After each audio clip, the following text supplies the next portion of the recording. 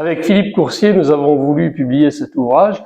parce qu'il vient combler un vide éditorial sur le sujet, les relations que le droit entretient ou pas avec le radicalisme religieux. En réalité, le sujet est fortement préempté par les sociologues ou les philosophes ou les prescripteurs d'opinion, mais les juristes, alors qu'il y a une abondante jurisprudence en la matière, n'ont pas rendu public des travaux sur le sujet de façon systématique. Et puis parce qu'il y a un certain silence sur ces questions qui ne sont pas abordées par des spécialistes de la question, tout simplement. Alors ce n'est peut-être pas tant le contenu juridique à proprement parler qui fait l'intérêt de cet ouvrage, car avec Alain Garay, comme nous l'avons indiqué dans un avertissement situé au tout début de l'ouvrage, la matière juridique est sans cesse changeante, tant dans son contenu législatif, réglementaire, qu'également jurisprudentiel. Et donc de ce point de vue-là, on a un peu tendance à courir toujours après le train lorsqu'on fait un ouvrage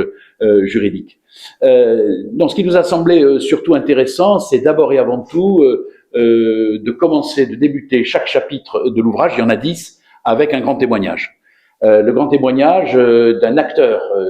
qui est confronté, qui se trouve confronté ou qui est amené à décider, à trancher, à juger de ce radicalisme religieux,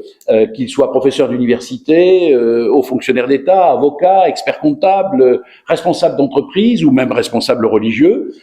tous nous ont dit spontanément oui, et tous sont venus témoigner pour donner une dimension extrêmement pratico-pratique à notre propos. Alors bien sûr, après, avec Alain, nous faisons une analyse juridique, une sorte de synthèse de chacune des thématiques. 5 chapitres sont consacrés à la question de l'appréhension du radicalisme religieux par le droit, essentiellement sa qualification juridique, et 5 autres chapitres sont consacrés à la question de la sanction, prévention ou éventuellement traitement des radicaux religieux. Oui, nous avons tenté de faire une synthèse sous forme de recommandations pratiques. 9 recommandations qui pourraient conduire à les présenter de la façon suivante. Je vais en choisir 3. La première, c'est peut-être parvenir à rationaliser l'action administrative et publique, puisqu'aujourd'hui plus d'une dizaine de structures administratives ont été constituées au niveau central, indépendamment de l'action des préfectures sur le sujet, et nous pensons qu'un réel travail d'inspection administrative devrait être mené pour éviter la démultiplication des moyens, des structures, des mécanismes sur le sujet. Autre recommandation, c'est peut-être d'instituer un comité interministériel